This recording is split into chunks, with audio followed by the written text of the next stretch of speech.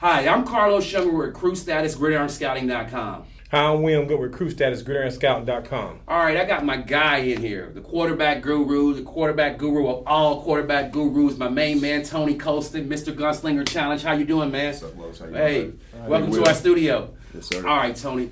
I mean, this is a concept, this Gunslinger Challenge that you kind of came up with a few years ago. Talk a little bit about it now. I mean, because it's grown from its inception a couple of years ago to where you have it now. You know, man, 3 years ago, I was really just looking for an opportunity to give quarterbacks something a little more in-depth. You know, I went around to some camps and combines and stuff like that, and when you have multiple positions, it's a little harder to focus on the quarterback. Right. You got 100 kids out there, you got Right. lines of quarterbacks, and so really I just created the Gunslinger Challenge, you know, brought the top 10 quarterbacks I can find in Knoxville, and just asked them, come out, let's compete, let's throw something together, and let's really talk about the complete quarterback. Right. You know, and I think that's the biggest thing I've been dealing with over the past year and a half is, you know, when you network, you know, like you guys have done over the past few years, you know, in my business, you know, I don't have a bunch of colleagues I go to at work every day. So I've had to really reach out across the country, find other quarterback coaches that, you know, are the same way as me. We want to collaborate. You know, I think the big thing with this business is everybody's out. One guy here, everybody wants to be the man. And I've been able to reach out to 5-10 guys across the country that don't really care who the guy is because they have their own area. So we're working on collaborating, you know, getting together. And with the Gunslinger Challenge, you know, we just had 50 quarterbacks come in from across the country, Hawaii, New York, Florida, Texas, Arizona. It's pretty cool, pretty awesome opportunity. And, you know, just come in and we build a complete quarterback from under center, shotgun, sprint out, play action, you know, things that offenses.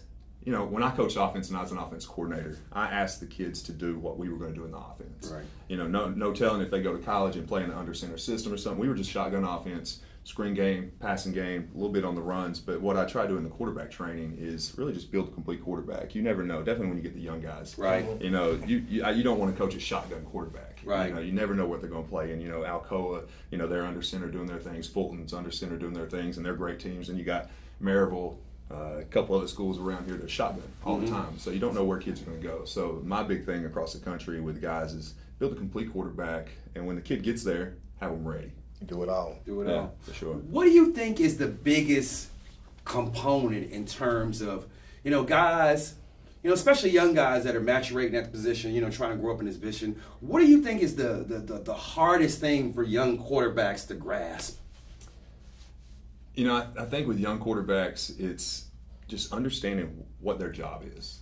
You know, understanding how to work the offense. And, you know, and I think with the training business, we can orchestrate it a little bit more because as youth football and young quarterbacks, the offensive line doesn't block as well. Right. So, and it's not their fault, they're just young, you know, so they don't get to really open up and learn the offense. So whenever we work into training and those sort of things, we can really expand the mind of the quarterback because I think everybody does the physical stuff. You know, you can teach drops and you can teach routes, you can teach blocking and tackling and all that, but when you teach the why, that's when you see the average kid become good, the good kid become great, and, you know, the great one become, you know, just next level, the kid that's going to be in the NFL one day. Can you name some of the quarterbacks, high school quarterbacks that you work with around here and some of the good things about them? You know, a good handful of quarterbacks. You know, over the past 3 years, I've been fortunate that they've, you know, wanted to come out and get a session or two here and there, and then some of them have stuck with it. You know, Xavier Malone was one of the first ones that, you know, just from moving into Knoxville, trying to start my business and build a brand, you know, I was able to run across Xavier when he was in 8th grade out there with Josh Jones, and that's a great program they do out there. And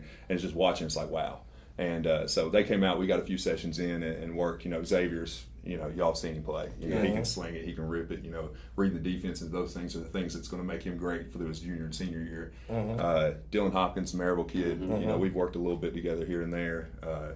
You know, he's at Maryville, he's getting coached, mentally prepared. You know, some young ones, Sam Bolton, you know, my 8th grade guy, super talented. You know, that's really what I've got more than anything right now is, I mean, I'll be honest with you, I don't really chase, I'm not big, you know, I don't know how to explain. I don't chase athletes. You know what I'm saying? And I think when you go out there, it's more of word of mouth. You know, I think when you go out there and you're like, hey, come here, come work with me, man. They take it differently than when they see that other guys are working, they see the product, and then when they come to you, now you've got more leverage on how you can be the coach to the player instead of just trying to get them to come out and play with you or whatnot. But, you know, Zach Acuff's another one. He's out at Hardin Valley Academy. He's probably going to start as freshman this year. You know, it's going to be pretty impressive. Parker McKinney, you know, Parker McKinney's another one that came out. You know, he 2 years ago came and won the Gunslinger Challenge. You know, it was pretty cool. It was the first year that I had did Yep, I remember invite that. only, Yeah. brought kids from all over the country. I think we had 22 states represented. And in the regional tryout, I had no idea who Parker McKinney was, to be honest with you. So he comes out, and I do the calculations, and Parker McKinney on top. I'm like, where the heck does Parker McKinney go to school? So I'm like, Coalfield. I'm like, okay. Right. So give him the invite to the finals, and we get to the finals, compete, kids from all over the country, and we redo the scores again, and I look, Parker McKinney right on top, Right. and I was proud because Right. he won in Knoxville. I mean, Yeah. I don't care who wins, but when a kid from Coalfield, small town area, Right. can excel and get exposure in front of kids from California and all over the country, it makes it fun. Definitely does. It definitely makes it fun. So what are some of the things we can expect in the future with the Gunslinger Challenge event? We'll start off. We'll probably do some regional tryouts next year.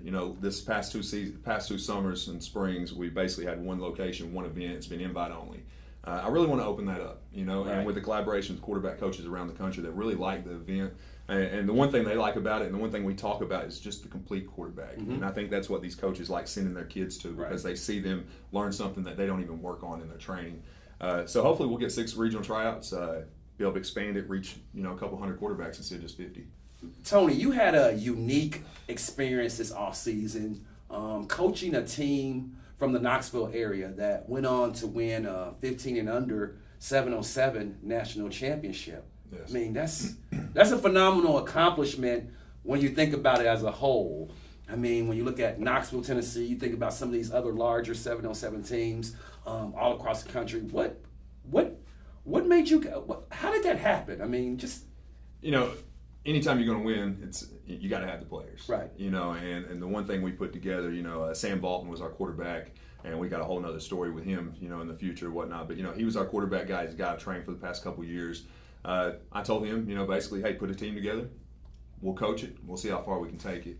And he reached out, kids all across the area, Knoxville, and found some of the best talent in the area for that 15 under age group. And we got together, and it was just one of those things that we took time in the details. We didn't really just go out and practice, run plays, and that sort of thing. We showed up to practice, and we talked coverage. We talked how to play the game, at another level. Because my big thing in running a program really isn't just taking young athletes and letting them ball. It's about taking them and seeing where they're at, recognizing their potential, and then helping them to reach it.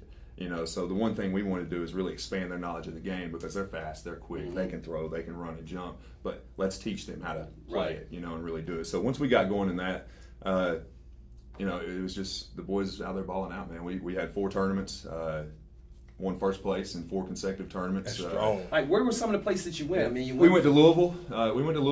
Won the first place tournament there. We went to Atlanta. The first tournament we went to Atlanta and we got busted. I mean, we went 3-4.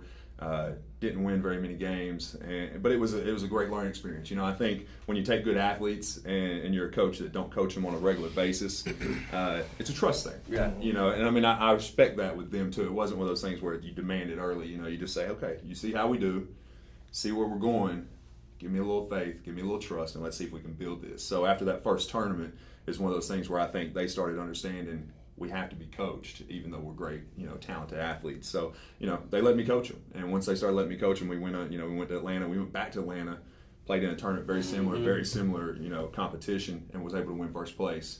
We went to Owensboro, Kentucky, won first place there. I think we went to Nashville and won first place there. And in those 4 first place tournaments, we qualified for the IMG National Championships down in Florida. We also qualified for the Pylon National Championship in Dallas, Texas. And I think out of all the teams around the country, there's only a handful that actually qualify for both. Yeah. And so that was pretty big for us. We took the opportunity. We had some guys playing for Future Stars. So that weekend, that was the IMG tournament. So we decided against going to that to let those kids play that Future Stars, because that's a great experience for those boys too. But, went to Pylon tournament down in Texas, and it was a surreal. Jerry's World, huh? Yeah, man, we got to go to Dallas Cowboys Stadium. Okay. We played there that morning, which was a surreal experience for me. Just as a coach, I'm like one of the kids. Running around, got the cameras out, taking pictures, having fun with it. But we went there, played our first 2 games, and it kind of was the same thing as what we went throughout the season. Our first 2 games, we played the 2 boom teams. And if anybody knows the boom teams, they live for 7-on-7. Yeah. They're kind of the brand. And I seen y'all out in Vegas with Snoop. Yeah, we had the very preseason tournament was so we had a Team Adidas team, so we were kind of sponsored by Adidas. So they took a handful of our kids and invited them to Adidas to go play in that tournament. So that was the first tournament that really kind of got things started.